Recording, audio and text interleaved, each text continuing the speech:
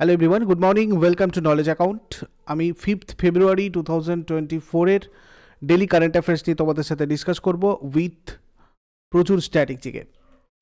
Current affairs 2023-এর সম্পূর্ণ marathon ক্লাসের link তোমাদের 2024-এর কারেন্ট অ্যাফেয়ার্সের প্লেলিস্টে অথবা 2023-এর কারেন্ট অ্যাফেয়ার্সের প্লেলিস্টে রয়েছে, ডেলি কারেন্ট অ্যাফেয়ার্সের প্লেলিস্টে।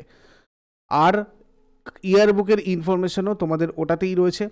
এছাড়াও তোমাদের 615টা এমসিকিউস যেগুলো ওই ক্লাসে আলোচনা করা হয়েছিল সেগুলো সম্পূর্ণ ফ্রি তোমাদের প্র্যাকটিসের জন্য রেখে দেওয়া হয়েছে আমাদের নলেজ অ্যাকাউন্ট অ্যাপের ফ্রি উইকলি টেস্ট সেকশানে। এখানে গেলেই তোমরা অনলাইন টেস্ট পোর্টালে এই মক টেস্টগুলো সম্পূর্ণ ফ্রিতে প্র্যাকটিস করতে পারবে, যতবার খুশি যখন খুশি।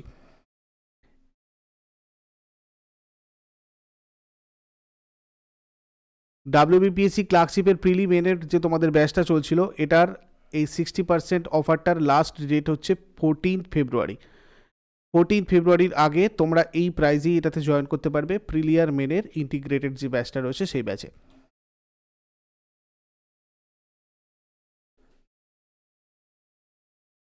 প্রথম প্রশ্ন আজকে যেটা দেখবো আমরা, জাতির পিতা মহাত্মা গান্ধীকে উৎসর্গ করা দেশের প্রথম বৃহত্তম বাপু টাওয়ার কোথায় নির্মিত হয়েছে? বাপু টাওয়ার নামে একটা টাওয়ার নির্মিত হয়েছে পাটনায়। একটু ডিটেলস আমরা জেনে নেব যেহেতু এটা মহাত্মা গান্ধীকে নিয়ে। বাপু টাওয়ার পাটনার গার্দানিবাগে রয়েছে। এই টাওয়ারের উচ্চতা 120 ফুট এবং এটা একটা 6তলা টাওয়ার। বাপু টাওয়ারে পর্যটকরা কমপ্লেক্সের ভিতরে 50টা 4 চাকার এবং 150টা 2 চাকার গাড়ির জন্য পার্কিংয়ের সুবিধা পাবেন, যেখানে নিচতলায় টার্ন টেবিল থিয়েটার শোয়ের মাধ্যমে বাপুর জীবনী পর্যটকদের দেখানো হবে। এরপর বৃত্তাকার এবং আয়তকার ভবনে ঘুরে বেড়াতে গিয়ে বাপুর ইতিহাসও দেখতে পাবেন পর্যটকরা, সেইভাবেই ব্যবস্থা করা হয়েছে।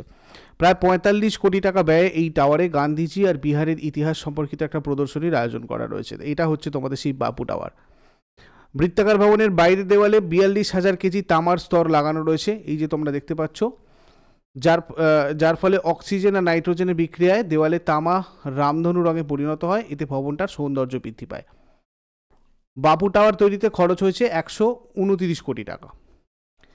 নেক্সট, অন্তর্বর্তী বাজেট 2024-এ কোন মন্ত্রণালয়ের জন্য সর্বোচ্চ বাজেট বরাদ্দ করা হয়েছিল? প্রতিরক্ষা মন্ত্রণালয়তে সবথেকে বেশি বরাদ্দ করা হয়েছে। দেখো, অর্থমন্ত্রী নির্মলা সীতারামন সংসদে অন্তর্বর্তীকালীন বাজেট 2024 পেশ করেছেন। আমি তোমাদের বাজেট নিয়ে পুরো ডিটেলস ক্লাস তোমাদেরকে অলরেডি প্রোভাইড করেছি, তোমরা যারা যারা দেখোনি অবশ্যই দেখে নিও। 2024-এর প্লেলিস্টেই তোমাদের রয়েছে, যাবতীয় ইনফরমেশন তোমরা এই ক্লাসটাতে পেয়ে যাবে। এই নিয়ে ষষ্ঠবারের মতো বাজেট পেশ করেছেন অর্থমন্ত্রী নির্মলা সীতারামন। তার মেয়াদের প্রথম অন্তর্বর্তী বাজেটও তিনি পেশ করেছেন এবং অন্তর্বর্তী বাজেটে প্রাপ্ত নথি অনুসারে প্রতিরক্ষা মন্ত্রককে 6.1 লক্ষ কোটি টাকা নিয়ে সর্বোচ্চ সব থেকে বেশি বরাদ্দ করা হয়েছে। দ্বিতীয় স্থানে রয়েছে সড়ক পরিবহন। আমরা দেখো পুরোটা যদি দেখি, প্রতিরক্ষা মন্ত্রকে 6.2 লাখ ক্রোর 6.2 লক্ষ কোটি টাকা বরাদ্দ করা হয়েছে। সড়ক পরিবহন আর মহাসড়ক মন্ত্রণালয়, এগুলো কিন্তু খুবই ইম্পর্টেন্ট, তোমাদের ভেরি ভেরি ইম্পর্টেন্ট, খুব ভালো করে তোমরা করে রাখবে, বিশেষ করে যারা ডাব্লিউবিসিএস এক্সাম দেবে বা তোমরা যারা পিএসসির এক্সাম দেবে। ঠিক আছে, সড়ক পরিবহন মহাসড়ক মন্ত্রণালয়ের জন্য 2.78 লক্ষ কোটি টাকা, রেলপথ মন্ত্রণালয়ের জন্য 2.55 লক্ষ কোটি টাকা, ভোক্তা বিষয়ক খাদ্য ও পাবলিক ডিস্ট্রিবিউশন মন্ত্রক 2.1 লক্ষ কোটি, স্বরাষ্ট্র মন্ত্রণালয় 2.03 লক্ষ কোটি, পল্লী উন্নয়ন মন্ত্রক 1.77 এবং কৃষি মন্ত্রণালয় 1.27 লক্ষ কোটি টাকা। টোটাল এগুলো বরাদ্দ করা হয়েছে। 2024 ফেব্রুয়ারি অনুসারে বর্তমানে ভারতের রামসার সাইটের সংখ্যা কটা? এটাও খুব গুরুত্বপূর্ণ একটা তোমাদের প্রশ্ন। টোটাল এখন রামসার সাইটের সংখ্যা দাঁড়ালো টোটাল 80টা। রামসার সাইট একটা জলাভূমি, আমরা জানি রামসার কনভেনশনের অধীনে আন্তর্জাতিক গুরুত্বের জন্য এটা মনোনীত করা হয়েছিল, যেটা দ্য কনভেনশন অফ ওয়েটল্যান্ডস নামে পরিচিত। ইউনেস্কো দ্বারা 1971 সালে প্রতিষ্ঠিত একটা আন্তঃসরকারি পরিবেশ চুক্তি, যেটা 1975 সালে কার্যকর হয়েছিল। রামসার সাইট হিসাবে আরও 5টা জলাভূমি আমরা যদি দেখি যেগুলো অ্যাড হয়েছে, সেটা হচ্ছে কারাইভেট্টি পাখি অভয়ারণ্য। এগুলো ভালো করে মনে রাখবে, এইখান থেকেই তোমাদের কিন্তু প্রশ্ন আসতে পারে, এই যে এই অভয়ারণ্যটা কোথায় রয়েছে। অভয়ারণ্য থেকে প্রশ্ন এলে তোমরা যদি অভয়ারণ্যের লিস্ট পড়তে যাও তাহলে কিন্তু অনেক বেশি অভয়ারণ্য রয়েছে, যেগুলো তোমরা পড়ে পড়ে শেষ করতে পারবে না। ঠিক আছে, তো যেগুলো নিউজে রয়েছে এগুলো ভালো করে দেখে রাখো। কারাইভেট্টি পাখি অভয়ারণ্য কোথায়? তাহলে তামিলনাড়ুতে। ঠিক আছে, লংউড শোলা রিজার্ভ ফরেস্ট, এটাও কোথায় রয়েছে? তামিলনাড়ুতে রয়েছে।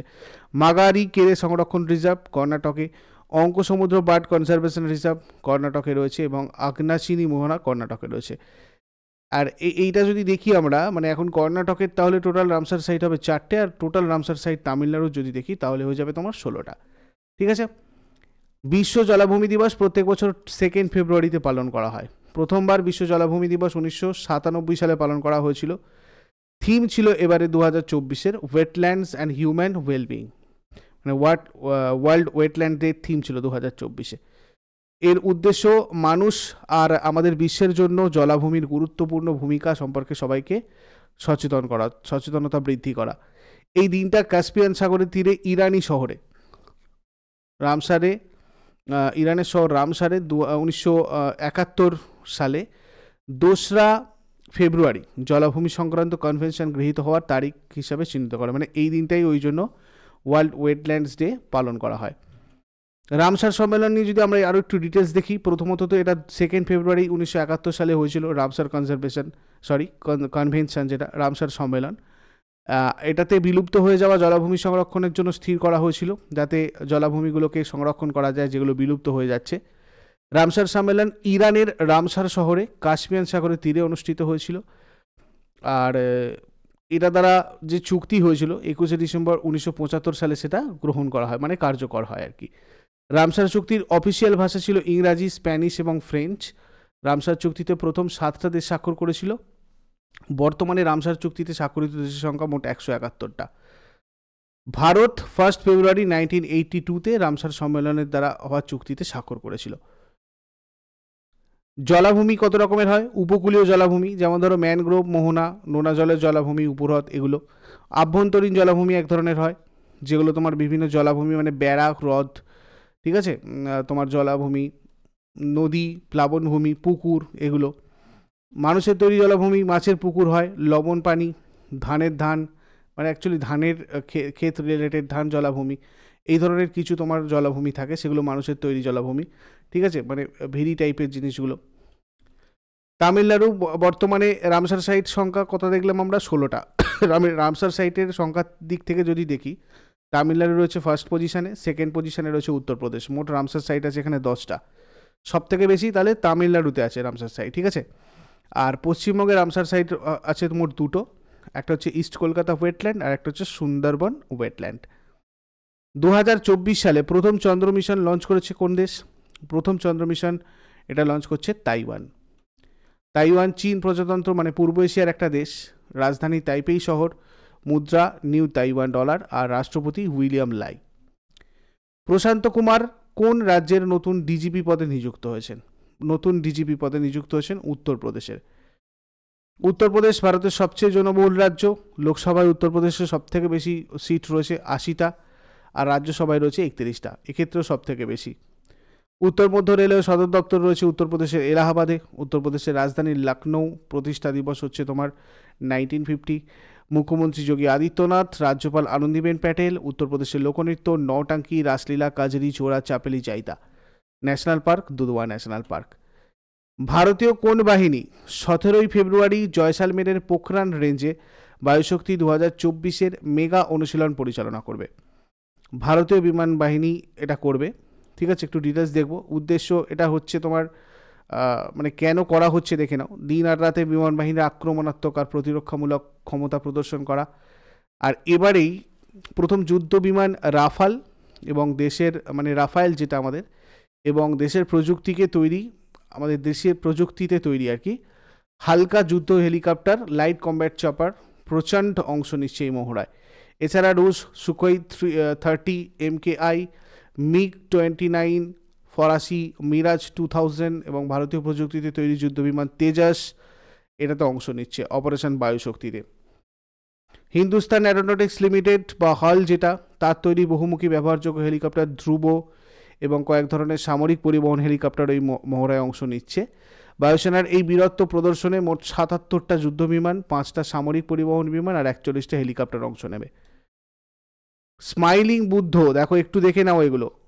এর মানে হচ্ছে পোশাকি নাম কি? পোখরান-1 যেটা কোড নেম। তো পোখরান-1 এর কোড নেম স্মাইলিং বুদ্ধ। ঠিক আছে, তো ভারতের প্রথম পারমাণবিক অস্ত্র পরীক্ষা এটা, যার সাংকেতিক নাম হচ্ছে স্মাইলিং বুদ্ধ। খুব আসে তোমাদের পরীক্ষায়। 1974 সালের 18ই মে রাজস্থানের পোখরানে অনুষ্ঠিত হয়েছিল এটা।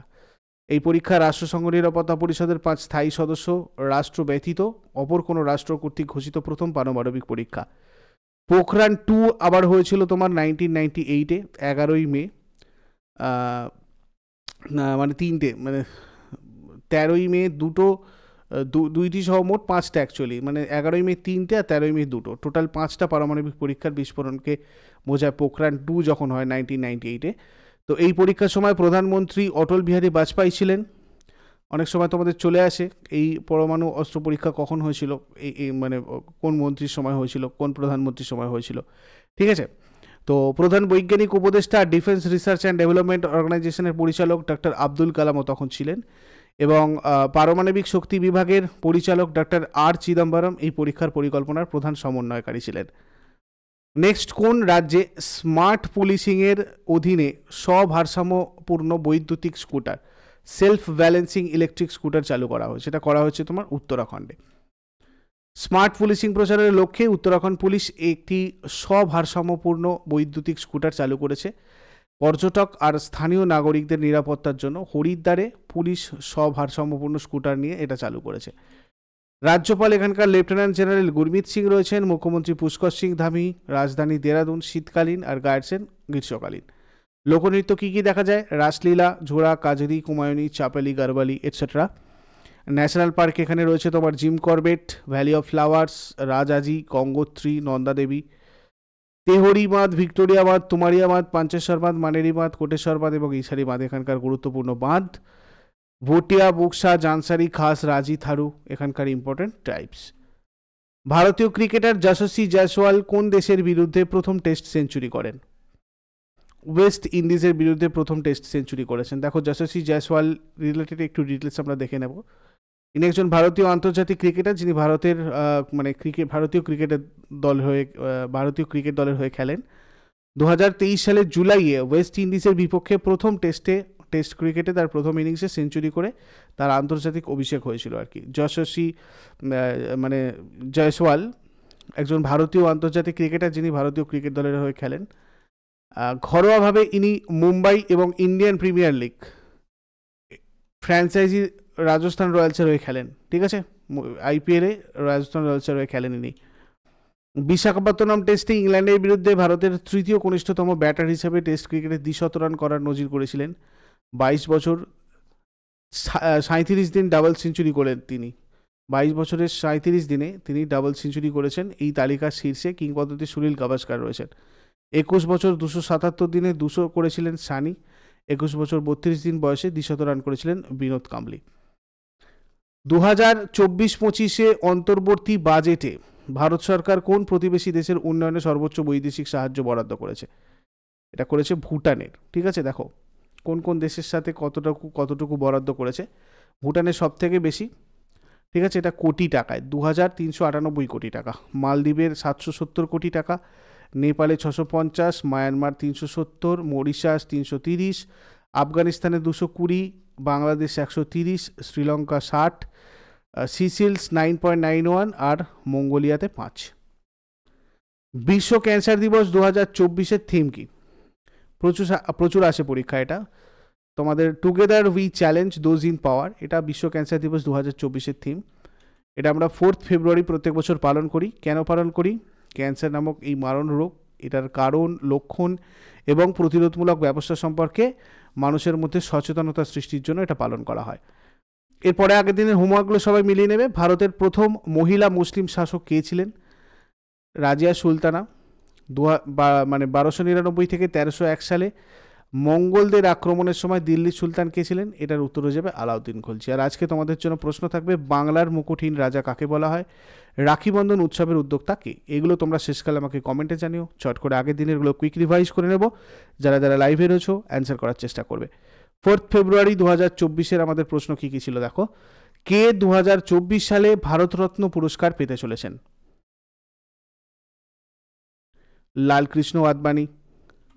সুলতান ইব্রাহিম ইস্কান্দার কোন দেশের নতুন রাজা হিসাবে শপথ নিয়েছেন?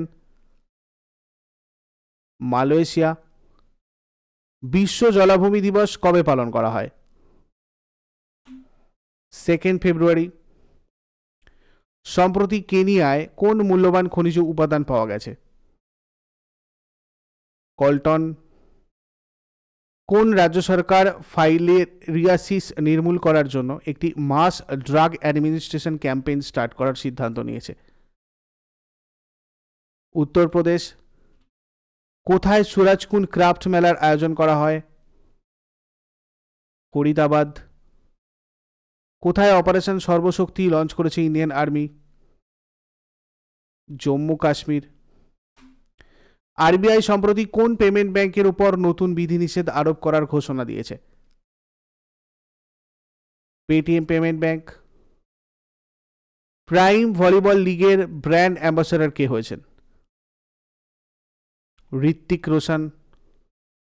মিস আমেরিকা 2024 শিরোপা কে জিতেছেন? Madison Mars.